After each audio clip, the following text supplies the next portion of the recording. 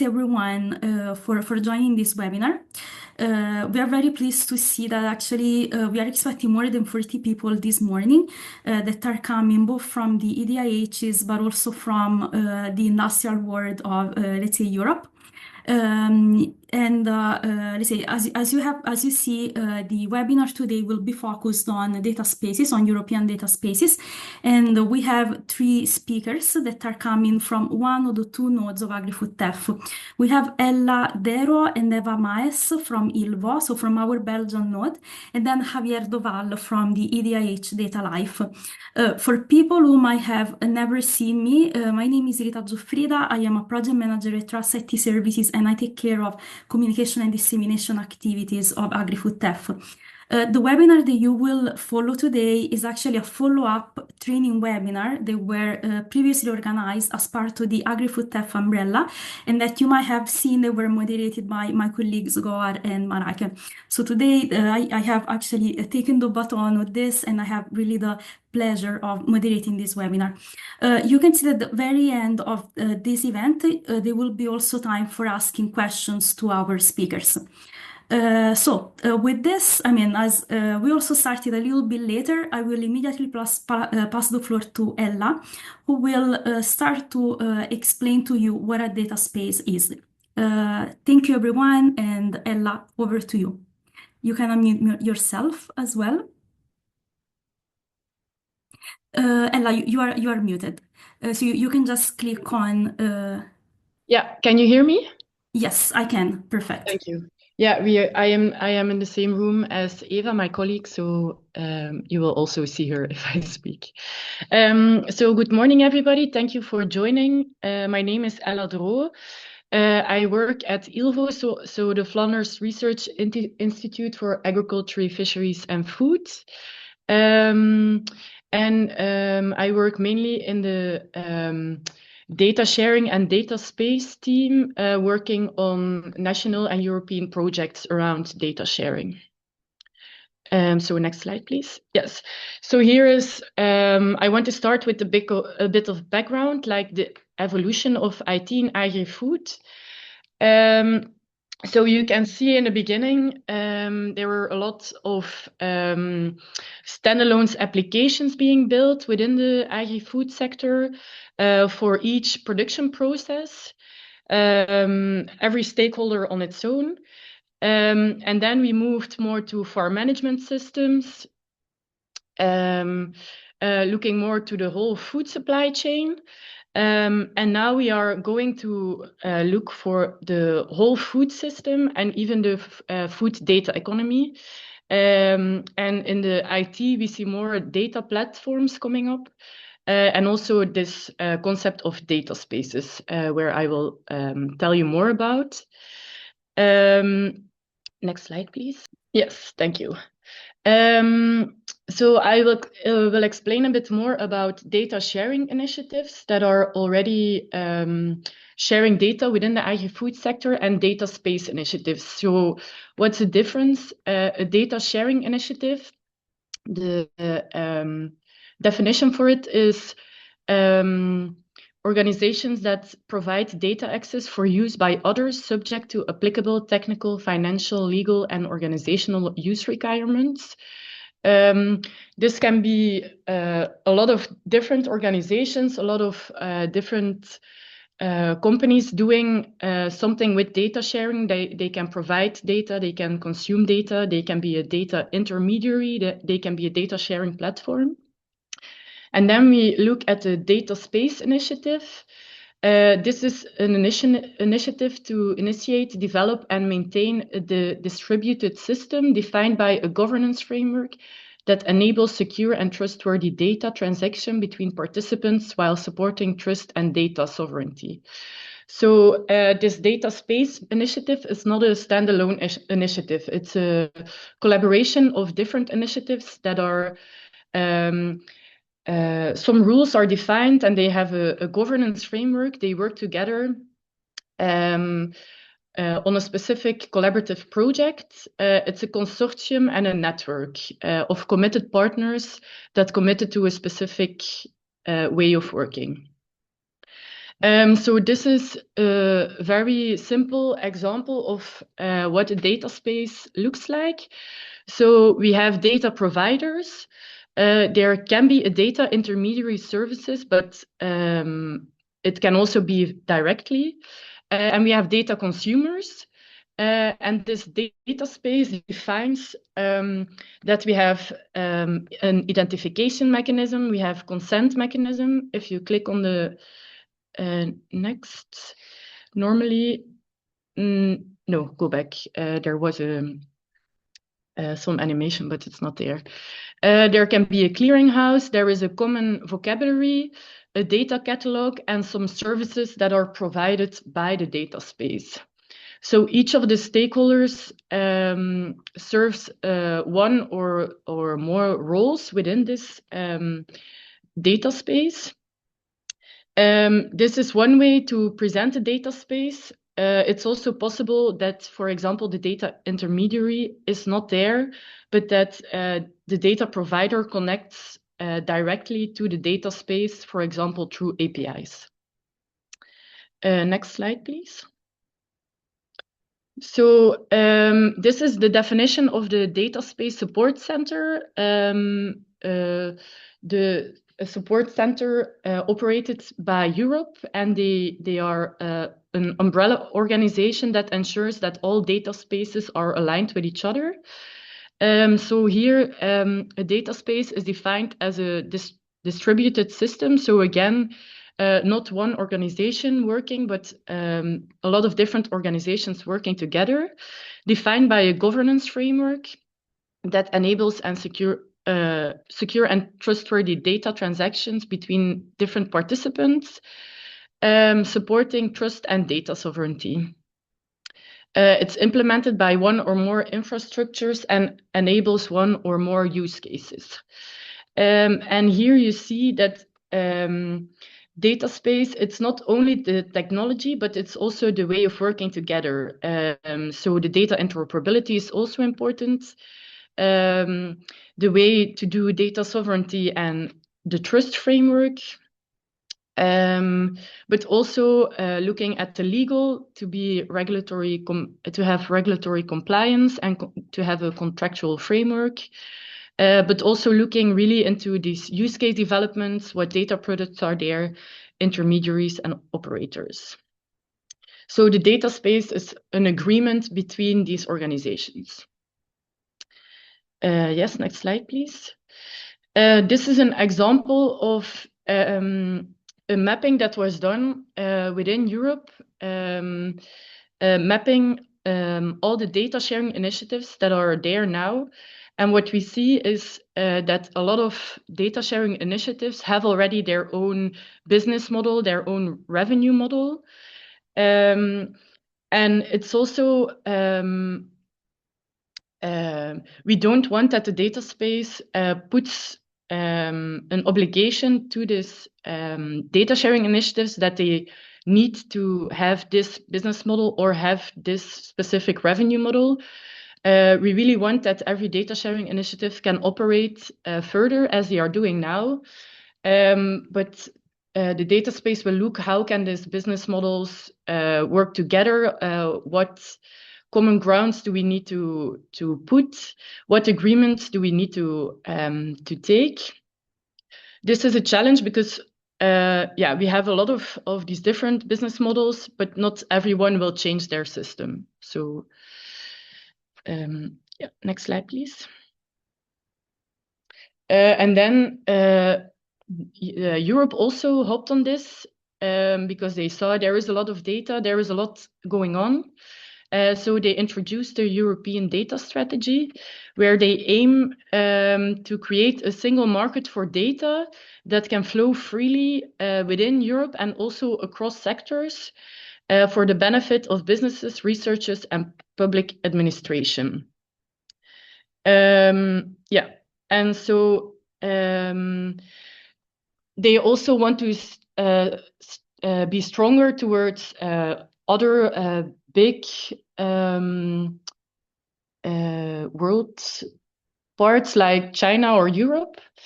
So they want to make sure that the access to data and the ability to use data is essential for innovation and growth. So data innovation can bring major and concrete benefits like personalized medicine, improved mobility, better policy making, and upgrading public services.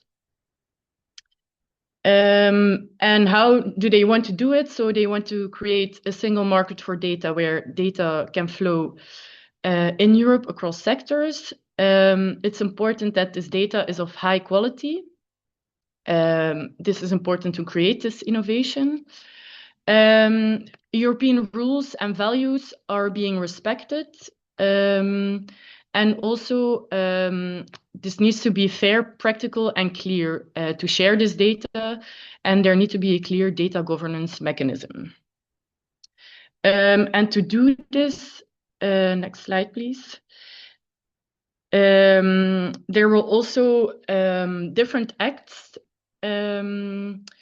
within set up by the European Commission that are very important to use all this data and to take into account, where the Data Act is talking about these data spaces, and the Data Governance Act is talking about data intermediaries. Next slide, please. I think one slide slipped away. Okay. Yeah, I just want to mention that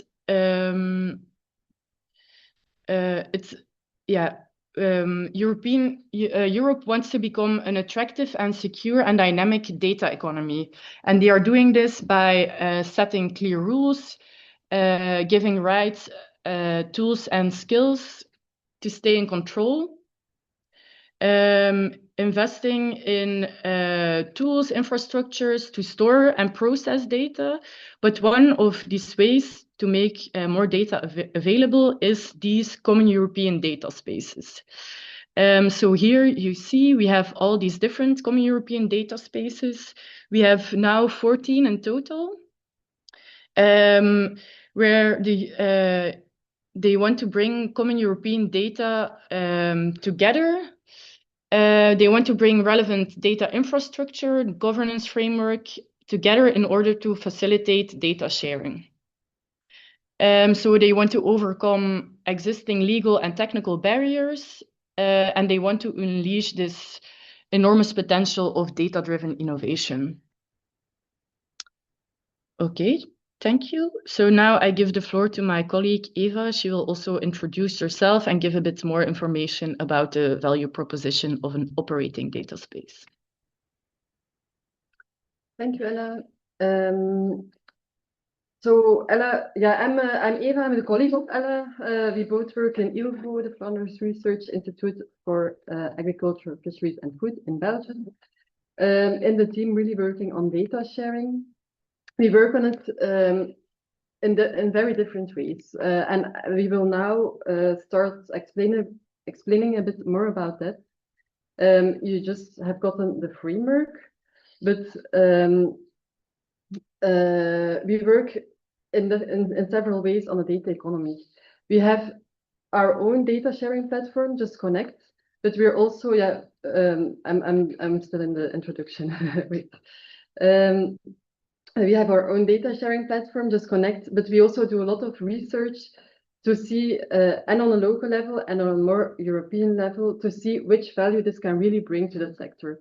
ILVO in general is a quite big research institute, working as well in plant science, animal science, social and economical sciences, and we're working very closely with all these divisions to make sure that the data sharing research we do and the platform we put in the market is really bringing added value for the sector. And that's why I maybe start with this slide.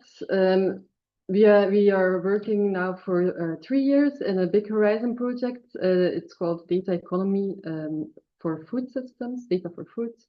And we really want to discover the value of data economy in European food systems. And this value, it's not only an economical value, it's a more holistic approach.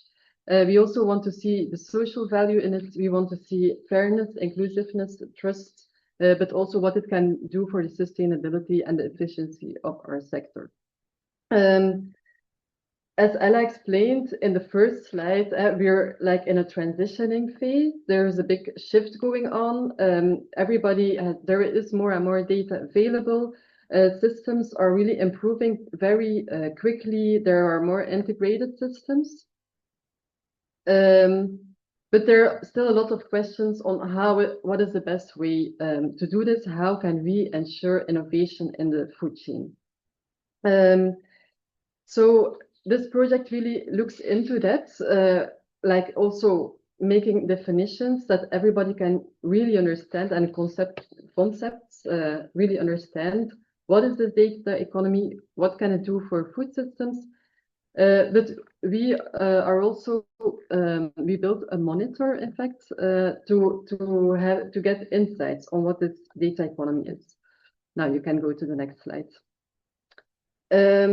So we want to, in the project, we really explore fair data sharing between agri-food companies. It's also done in case studies, and one of the case studies is also done by us with our data sharing platform, DjustConnect.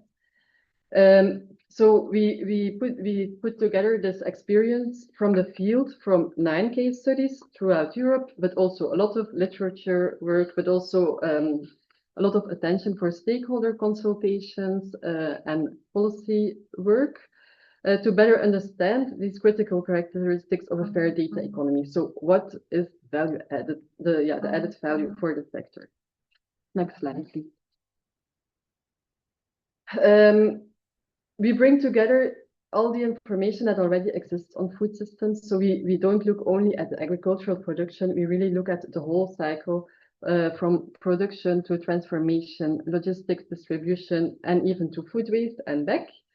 And we put this together with everything related to data economy, that an economy that ensures that by bringing data together, we have data-driven innovation, we get more insights, and we can make better informed choices. Next slide, please.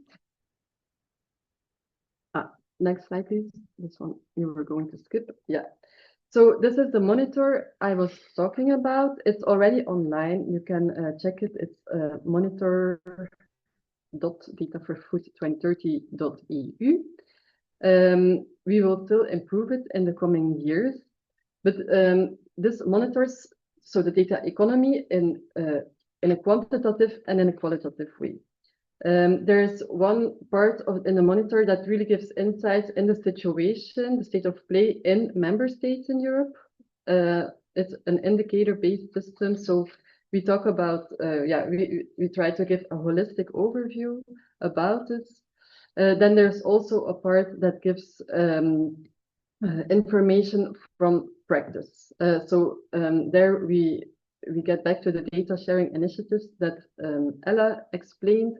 We have 9 different data sharing initiatives in our case study that are already registered in the platform, but we also do the call now. We open up this call to all new data sharing initiatives or existing data sharing initiatives to also register.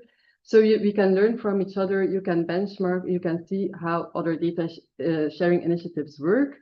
Not only, how is their business model, like what Ella showed, but also legal entities, other type of good practices, legal matters. You can get a lot of information there. And we hope this monitor will be used by really the data sharing initiatives, but also by researchers, policymakers to better understand what really is the situation and how we can, by working together, improve it. Next slide. There are 9 dimensions defined in this monitor. So as I said, it's not only about technology, but our business, but we also look at legal aspects, skills, actors and the network, social and ethical parts, the impact on the environment, etc. It's too much to all show now and explain now, but I would really ask you to have a look. And also If you're an European Digital Innovation Hub that helps organizations that are data sharing initiatives, please ask them to also register in the monitor. You see, as the last point, these data sharing initiatives. Yeah, let's go to the next slide. It's perfect. For here, you can see that there are already some data sharing initiatives registered. DjustConnect, our data sharing platform, is one of them. It's really the objective to have here a place where we can learn from each other, also contact each other if we need each other, and really have a place of interaction. Next slide. I already said this, I think we have 9 case studies, and so one of them is in Belgium. We work together with France and now also with Finland to exchange data over borders, but I'll explain more about this case now. But I take this as an introduction to now explain a bit more about how our data sharing platform works and how we try to add value to the sector. Next slide, please. Yeah. So this story started, I think, in 2018. We started working on this. The first launch of the platform and the first application that was using it was in 2020, just before lockdown, 1 week before. We started it not just because we wanted to, but because there was a very clear demand from the sector. It was clear that farmers understood better that there was a lot of data being collected on their farm by them or by companies, government instances.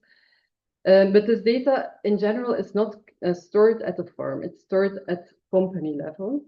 And a lot of this data was already being shared.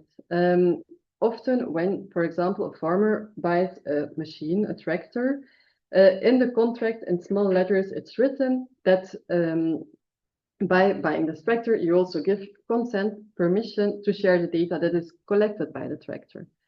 But more and more, this happens more and more. It's still happening, and farmers don't have the overview anymore of who has access to which data and for which objective it is being used.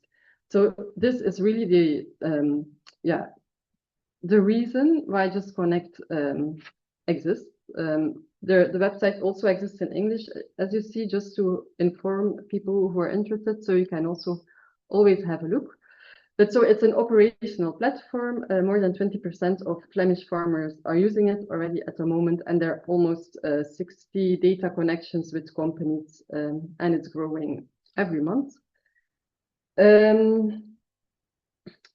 Next slide. Yeah. How does it work? So it's a bit what I tried to explain just before. So you have the farmers. The blue dots are the data providers. That's the companies where the data are stored. Then there's the pink one, the data user, an organization that has an ID for an application, and they need data. What's happening at the moment? What's happening still often, but without using DjustConnect, is that the data user needs to build technological links with so APIs or another way of data sharing with every data provider. Every data provider also needs to ask consent to the farmer if it is in contracts or in privacy and policies on the website, can be in many ways. I need to ask consent to the farmers to share that data. There needs to be contract between data providers and data users on the conditions to share data, discussions on the budget to share this data. So you see, it gets very quickly very complicated. Next slide. That's why DjustConnect wanted to. You can click it further. It's like a bit of a data spaghetti, we say, on the data user side, and then if you just click once back, sorry. It's okay. And a lot of content in different formats on different places for the farmer. So a lot of confusion in general. Now we can go to the next slide. Yeah. So that's where DjustConnect came. The objective there is that there's one place where farmers, but also data providers and data users can go to share their data. It's not a place where data is being stored. The data is stored at the side of the data provider. It's just like a highway, a good technical infrastructure where data can pass only with approval from the data provider and then from the farmer as well. So there's a whole technical infrastructure behind it, but we also facilitate a lot all these data connections. Also, we facilitate also trust between partners in the chain. Next slide, please. So, yeah, on the contrary, on what we saw before, we have this system in DjustConnect. So you have the pink one, the data user. He has an ID for an application. He sees data on the DjustConnect Connect shop as the place where you can see the overview of all the available data. That person can do a data request to the data provider. If they say, okay, you can have access to the data, maybe under certain conditions, there is still no data going to the data user. First, this request goes to all farmers that are clients of both companies, and only for the farmers that give consent, this data goes to the data user. Next slide, please.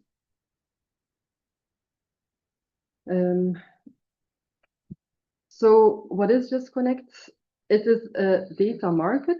As I said, we call it the Connect shop. You can, if you go to the website, you can see it. It's public, where you can see very easily which data is already available. If there's some data that somebody wants and is not yet available, we are also there to make the link to try to discuss.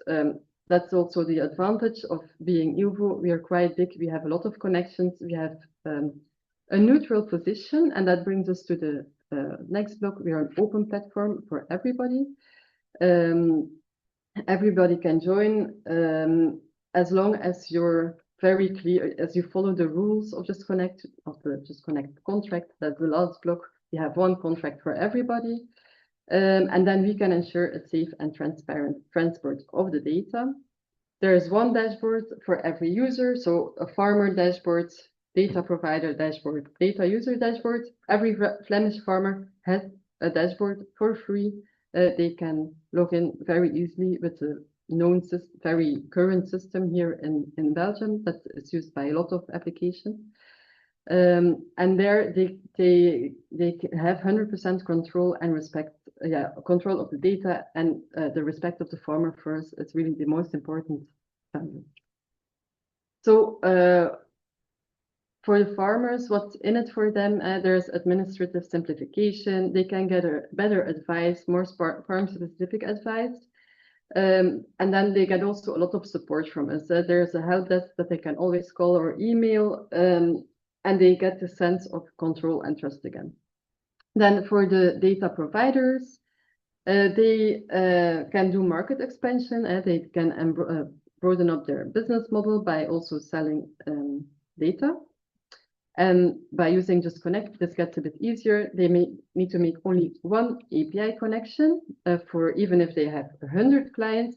If they maintain their one API connection, that's enough. And then they have juridical coverage and the API management taken care of by the platform. For the data users, they can get easy access to a lot of data. They're sure that it's up-to-date data, and they can improve their products and services by it. Next slide. So here you can see it's an image of the DjustConnect, of the Connect shop.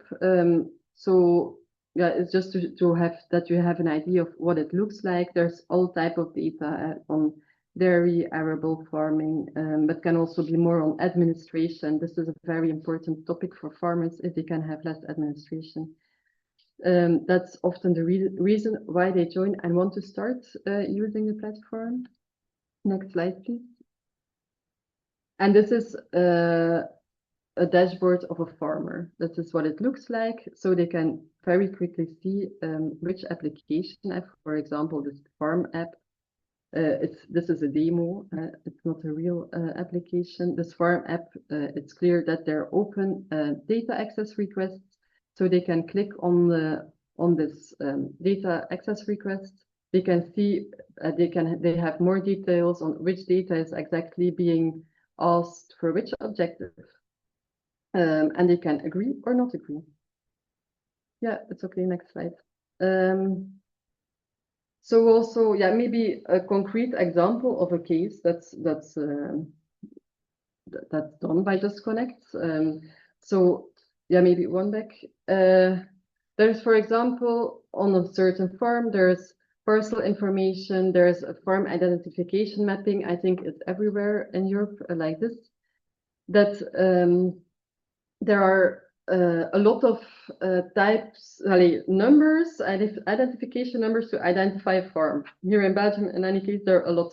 So some companies work in parcel numbers. Then there's the VAT numbers. Other work in numbers related to the stables. So we also provide a mapping, so everybody understands on which farm you're talking.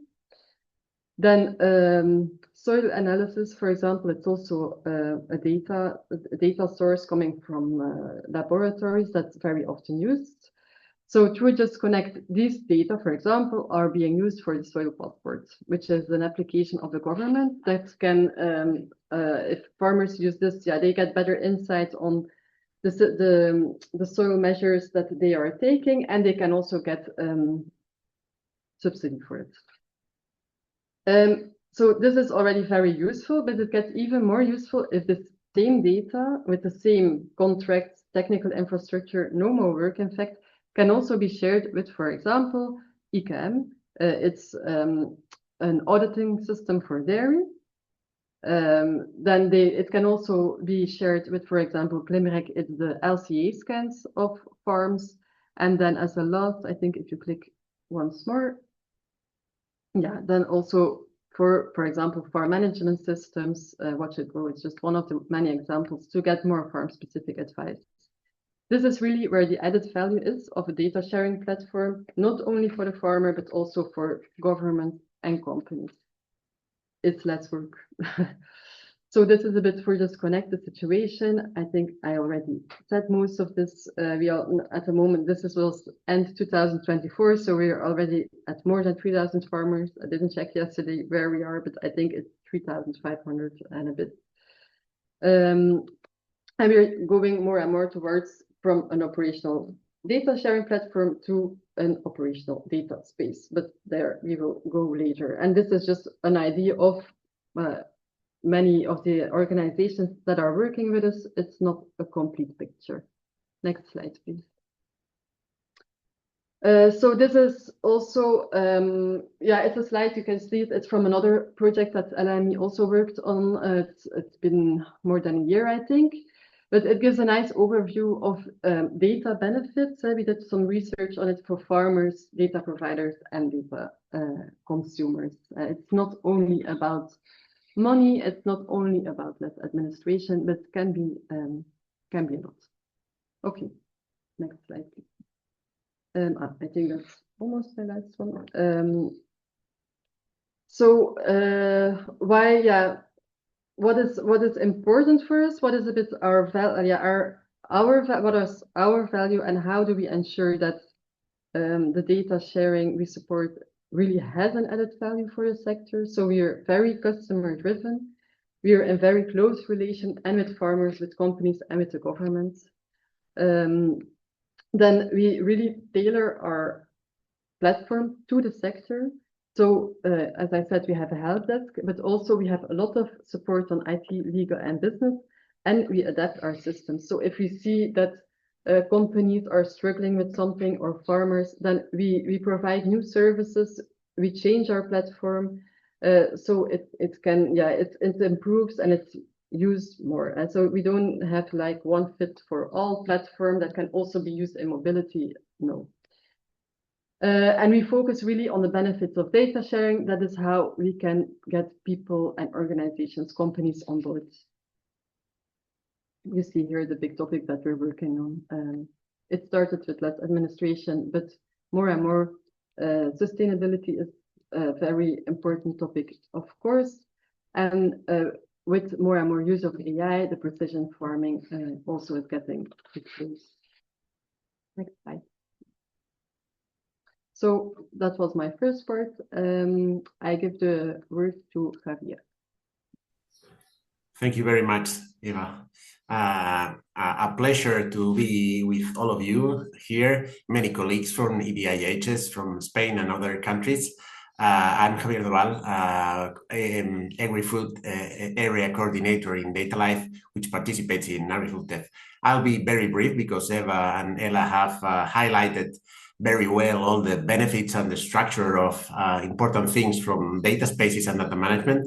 But I will take my view on how can an EDIH can help. Next slide, please. Well, one of the first questions I will address is that we can support small and medium enterprises and other entities from public sector, for example, in data utilization. And that's providing guidance and strategy on data, because we are used to diagnosing ecosystems in terms of data and its potential. Another aspect is training, capacity building. We are usually involved in training SMEs and other participants in how data and data management can help them. And obviously, we can also help them with use case development, as we are usually involved with national, regional, and European calls in which administrations try to promote the use and the structuring of data and sharing of data.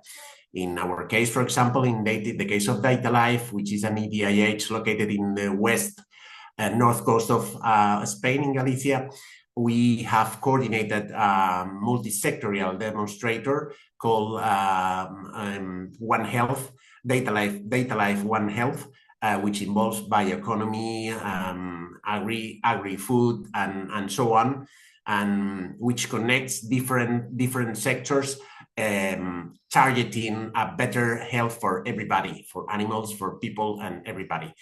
And then in the fourth place, technical infrastructure. Along with providing guidance or suggesting a good strategy on data exploitation and usage, we can also provide guidance with our experts, internal experts, on how you should manage your technical infrastructure and align it with the best practices. Next slide, please.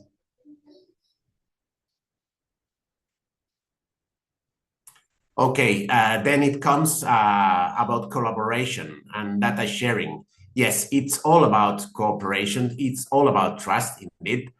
So in this side, an EDIH can help you with providing an appropriate framework for building and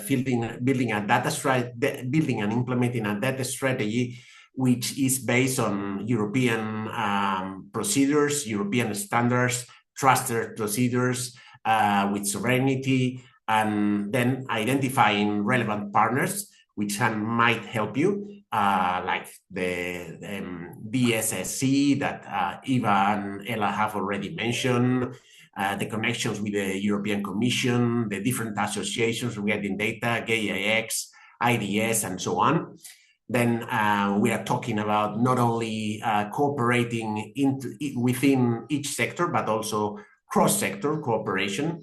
And EDIHs are very well positioned, I think, to foster that cooperation, because most of us, we are not only devoted to just one sector, but to several sectors. So we can help you find synergies to exploit data and cooperate between us.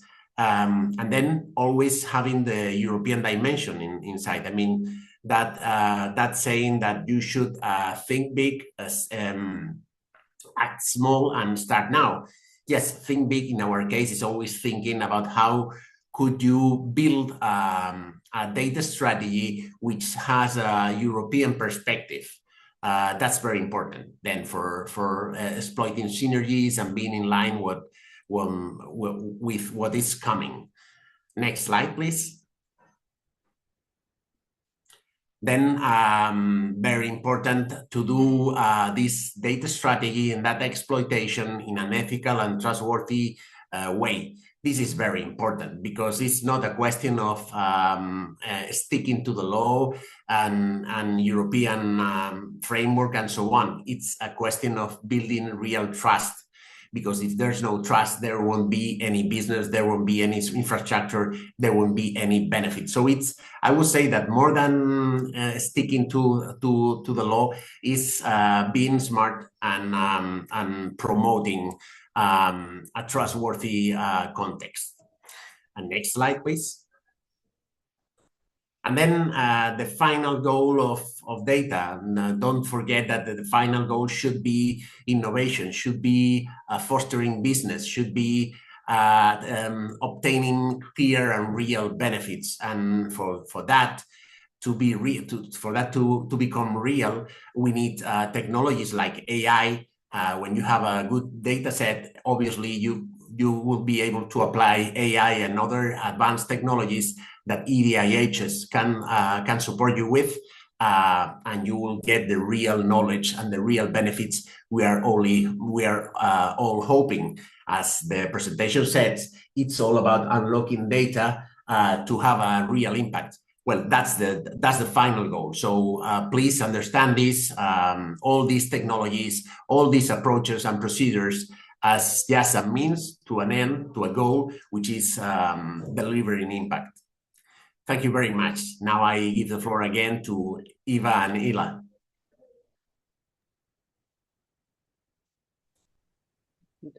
It's first me. I was, because Ella's name is first, but it's first me. Wait, my camera. I'm back. I will just explain some use cases we already have done and are doing to share data across borders. So always starting from our data sharing platform, DjustConnect.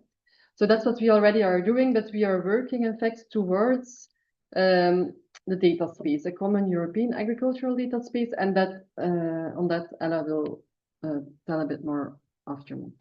Next slide, please. You can immediately click 3 times. Okay, normally it should be the whole DjustConnect logo, but it's not a problem. You already recognize us, I think. But so yeah, maybe I can start. Ella and me, we worked also a lot on the agri-data space project, which was a preparation for the common European agricultural data space. And we did a mapping there also of existing data sharing initiatives in Europe working on agriculture. And there are a lot. I forgot how many, but more than 400. So throughout Europe. And we wanted already to start, not wait for this common European data space, SEEDS we call it. I will just say SEEDS from now on. To start with it, but we already wanted to start trying out how this can work. Where are the big challenges? What are potential solutions? What do we really need? What can we work on ourselves? What do we need from other organizations to build? So we started, in fact, with a collaboration with the Finnish data sharing platform Triton from Data Space Europe. It was in a demo project. You see the logo with the potato. It was called Potato X.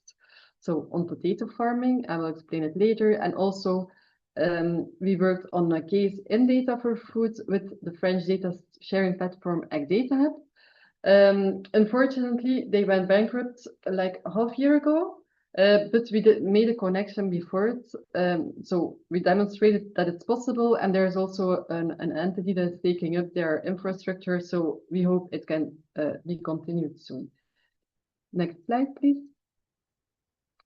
So to make this a bit practical and concrete, I will just walk you through this scheme.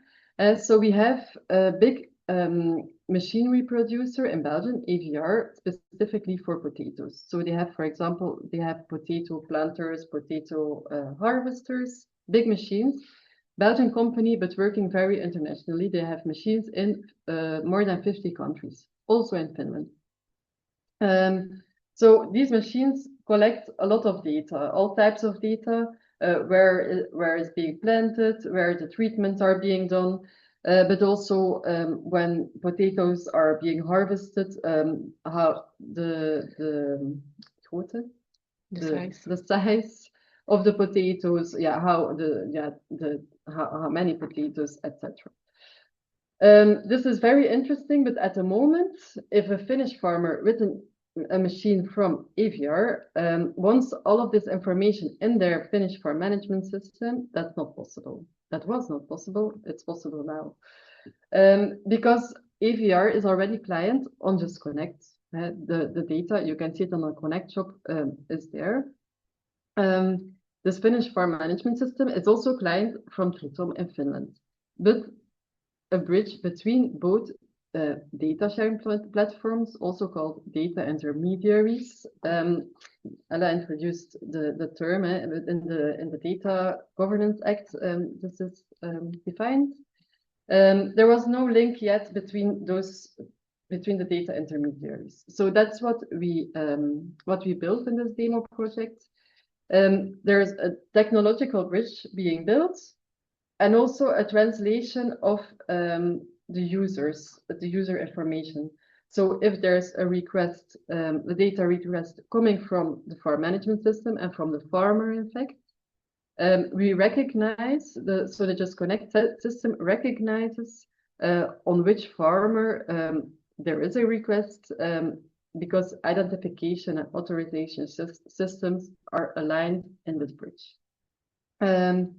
This is a bit the big story. There is a lot of technical information behind it, but that's maybe not the most important now. The most important is that it works. And then we also didn't only discuss the technological part, but we also made a rule book.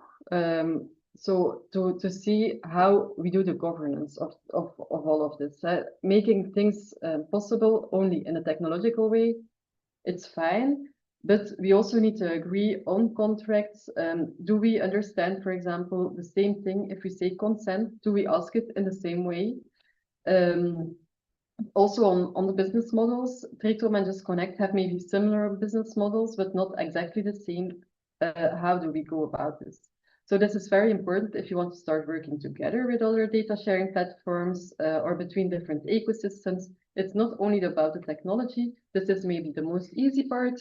The governance, the business models, that's where the big discussions are. The next slide, please. So this is the next case. You can see it again with AVR, this machinery constructor on potatoes. What's different now here is that the potato farmer is a Flemish farmer. And there's at the French side, the farm management system, My Easy Farm. Maybe it seems very similar. It is also very similar, but putting the farmer on the other side, demands for different technological solutions, because the consent now needs to be shared. And in the first case, that was not the case. And this is not an easy thing to do. Let's go to the next slide. This is the technical infrastructure from DjustConnect. So above, you can see the layer of the data consumers, so the app providers. Below, you can see data providers, and then the blue in the middle are all the building blocks of DjustConnect. So you can see identity management, how we do it, data authorization. There's a whole data app ecosystem with API management, consent management. There is a clearinghouse, vocabulary and metadata management, and connectors. We use a lot of Microsoft Azure components. Now, if you go to the next slide, you can immediately click twice.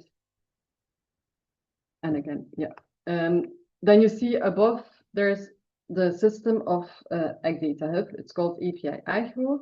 And they also have all these building blocks, but slightly different.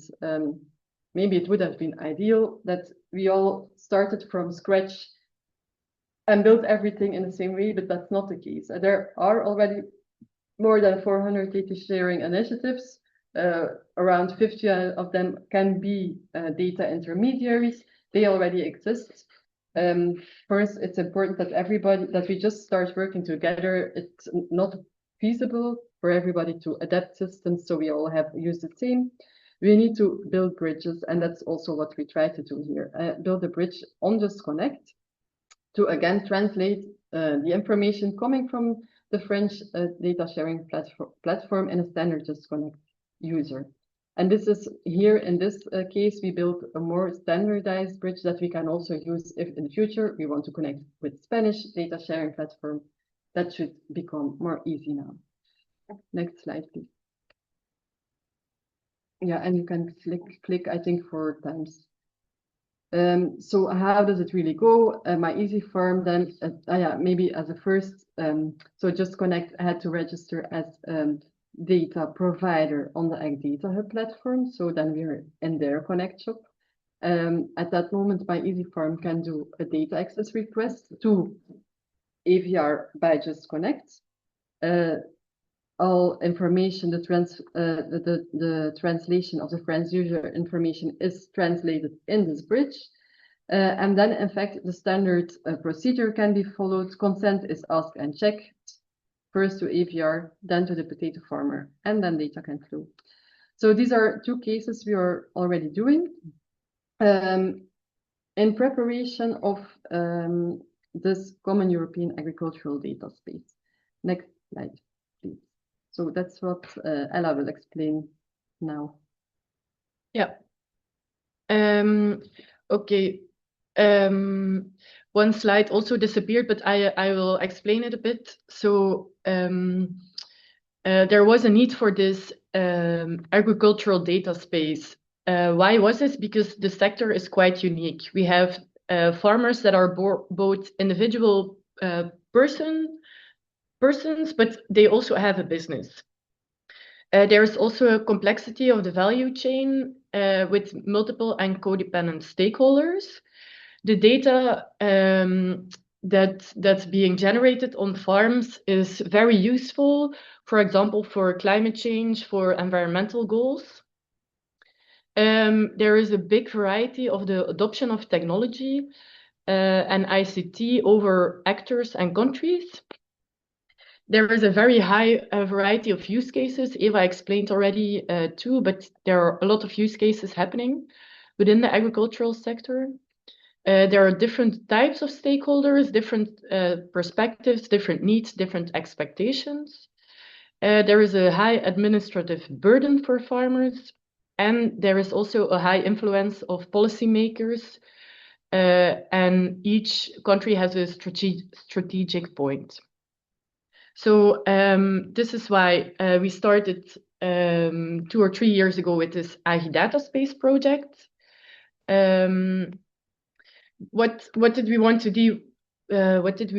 We wanted to understand the mapping of the data sharing landscape. So as Eva told you already, more than 400 data sharing initiatives were identified. We wanted to provide some building blocks for a profitable and responsible data space in agriculture, where we look not only at the technical components, but also at the juridical and ethical framework, the governance framework, and the business components. And then there was this roadmap created towards the agricultural data space. Next slide, please. So within this project, we work together with a lot of stakeholders, because all these stakeholders are very important within this data sharing. Next slide, please.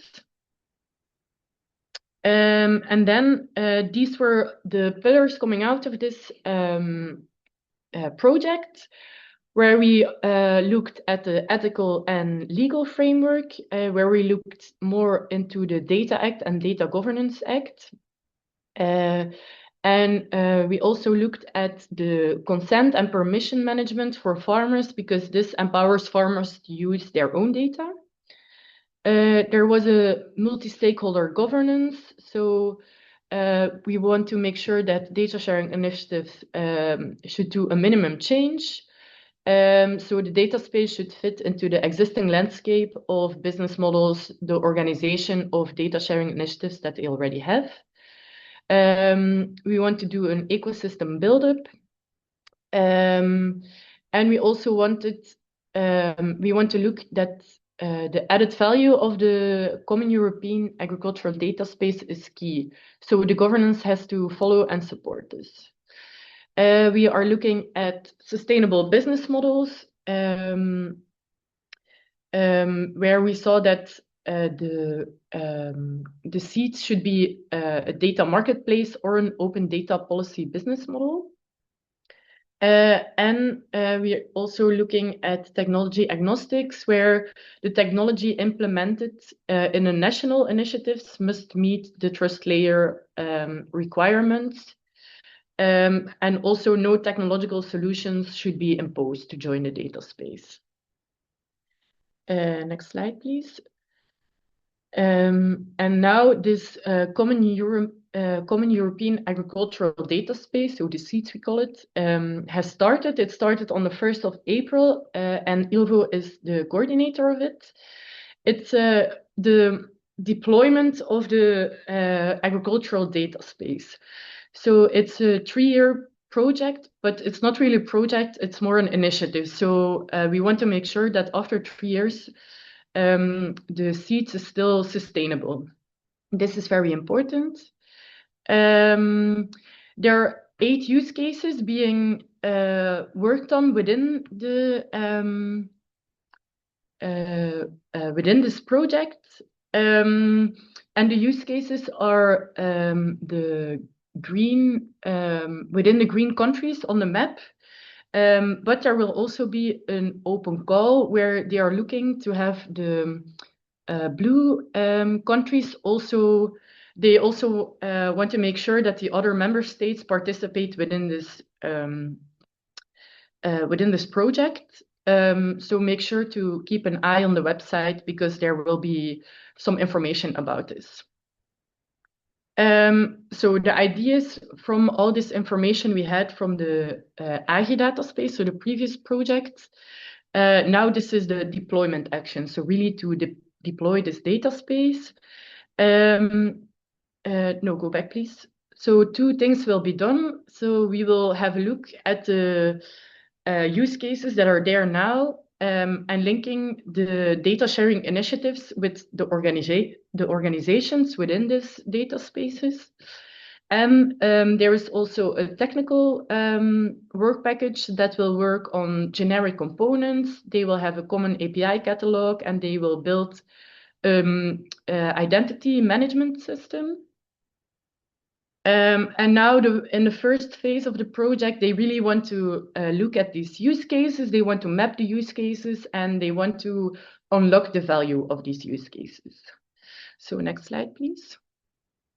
So this is the figure of a very easy figure of what the agricultural data space looks now. So in the blue dotted line, this is a seed. So the Common European Data Space where we have different use cases, and the bigger one, is just these are different use cases, but I will explain a bit more the bigger one. So there can be 2 types of participants within each use case. So we have the data sharing initiatives, which we explained already before. It can be with or without a data intermediary. And then you have different separate organizations, sole organizations. This can be, for example, AVR, like Eva explained, or John Deere or other organizations. So we already have these 8 use cases, and now the main idea is that every participant has draw this out, which DSIs are there, which sole organizations are there. And each participant can also have a specific role. They can be a data provider, they can be a data consumer, they can also be both.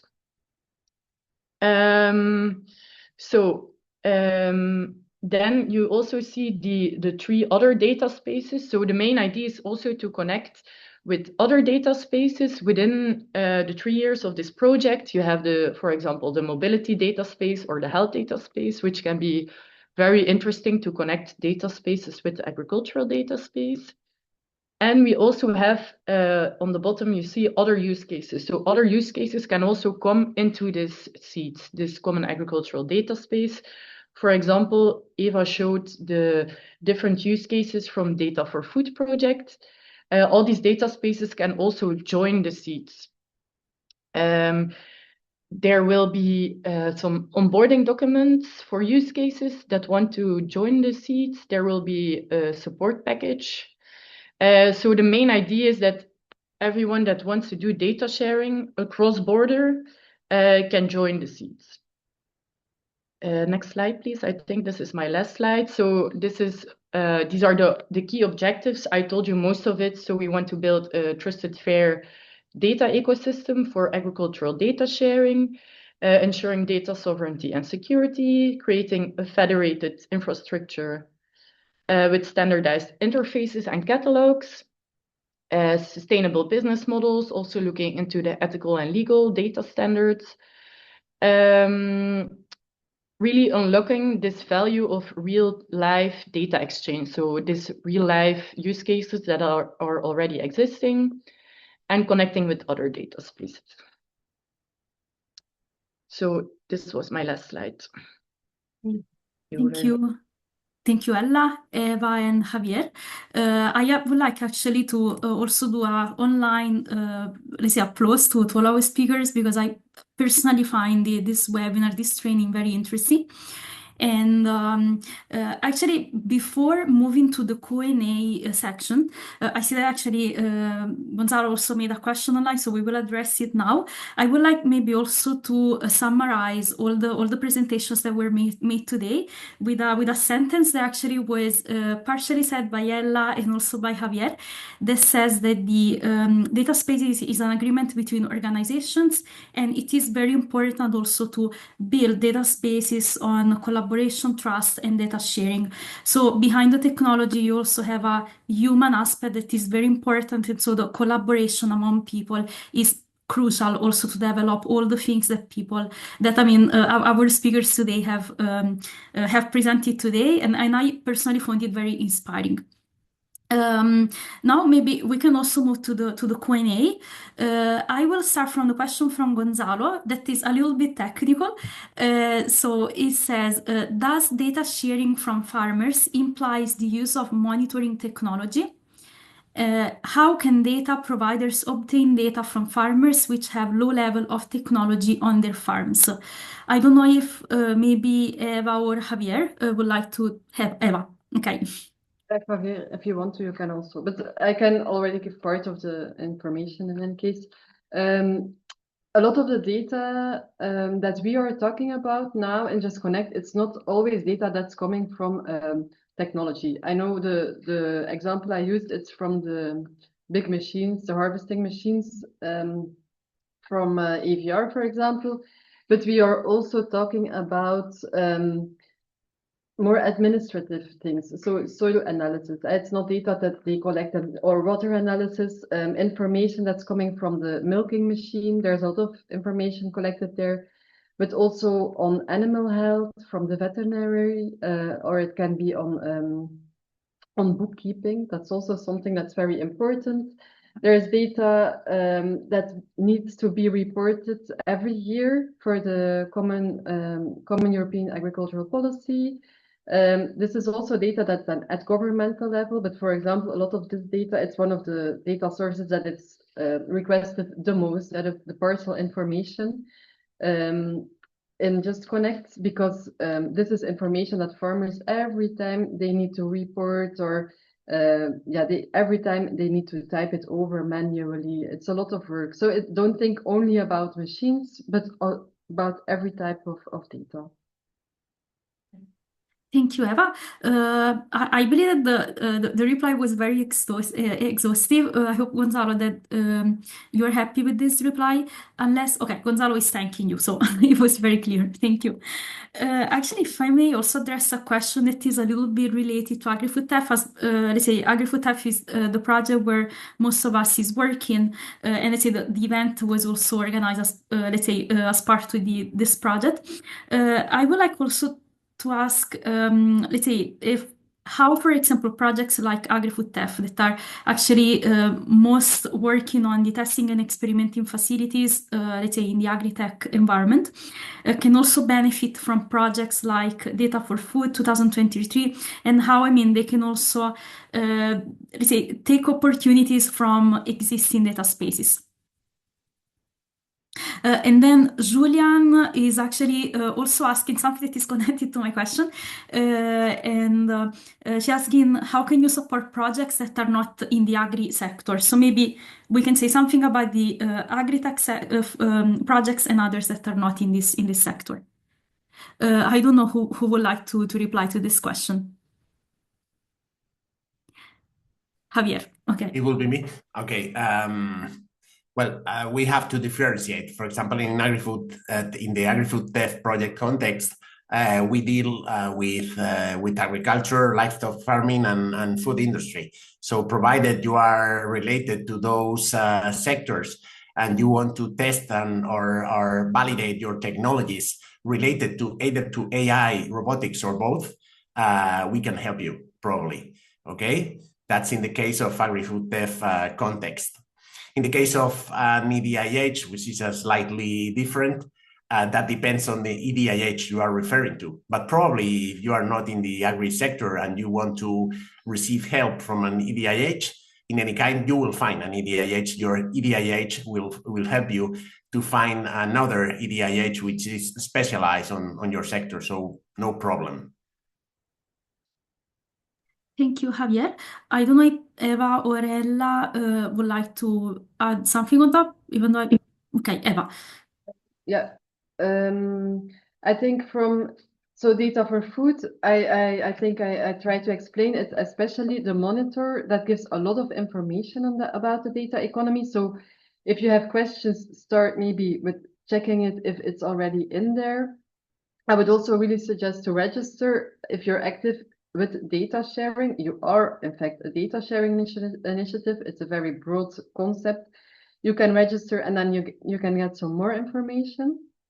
And also maybe, yeah, subscribe for the newsletter. Sometimes we organize workshops. There will be also more workshops towards the end of the project to disseminate the results and explain things. Then for the seeds, this project just started. In May was a kickoff. So there will be, I think it's a 3-year project and you can expect a lot of practical results, like technical building blocks, but also model contracts to use, the legal framework. There will be also guidelines on like how to make your initiative in an ethical and inclusive way.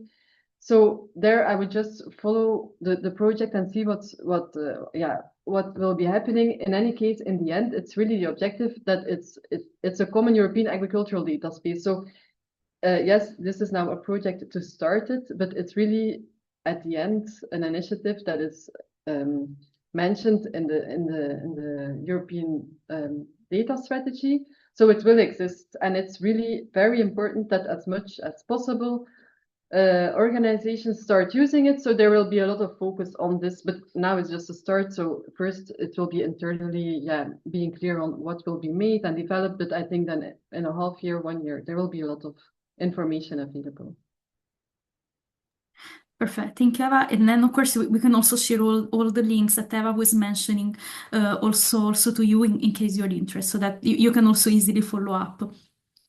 We have also another question from Andreas, who says that for a common European data space, a unique farm ID in Europe seems to be an advantage, and he would like to know what is the progress on this topic. So this is about the future of common European data spaces. Maybe I will pass the floor to you. It's in progress, but it's still in discussion. It also depends a lot on the Commission itself, but they know it's important and it would be very helpful if we have it. So I think a lot of people are working on it. Perfect. So hopefully there will be also some bigger investments in this direction, even though, yeah, there should be also some clarity among this. Okay. And I do not see any other questions. So I would like again to thank you all and also the participants for asking the questions. But before closing the webinar, I would like also to let's say remind you something. So Serena, if you can go to the next slide, you can see that actually this webinar was very interesting and it was focused on data spaces. But this is actually was organized as a series, as part of a series of events of the agri-foodTEF project. So in case you would like also to discover something more about agri-foodTEF, feel free also to rewatch the different recordings. So you can see that we have organized in total already 5 webinars, and this one is our 6th. The webinar that we have organized today, as some people also asked for this, is recorded, and it will be also accessible through the agri-foodTEF YouTube channels and also the website. So you can actually see that in the next couple of days you will also find some more information and the links to also rewatch this event online. And then before concluding, actually, I would like also to maybe ask the different participants to really take a couple of really 2 minutes of your time. It will not take too long, but we will really appreciate if you can also take part in a very short survey that we have prepared for you, because it will also help us understand how interesting was for you this training, if you would like also us to cover other trainings in the future, because actually for agri-foodTEF we have the plan of organizing many more training webinars this year, but also until 2027. So we really appreciate if you can just scan with your phone this QR code and take part in this short survey. The questions are very easy. And then with this, I would like really to thank you again. Then, I mean, here you can find all the information about agri-foodTEF. You can visit our website for more information. And here below, you can also find all the links of our social media channels. As today, we also presented other projects. We will also make available their websites and the social media channels. So in case you would like also to connect directly with Eva and Ella for the other data spaces projects, you can do so. With this, I wish all of you a nice day and let's say also a nice holidays in case some of you are on holidays or are planning to go soon. So thanks everyone, and hopefully we will see you soon online for another training webinar. Bye bye. Bye bye. Thank you.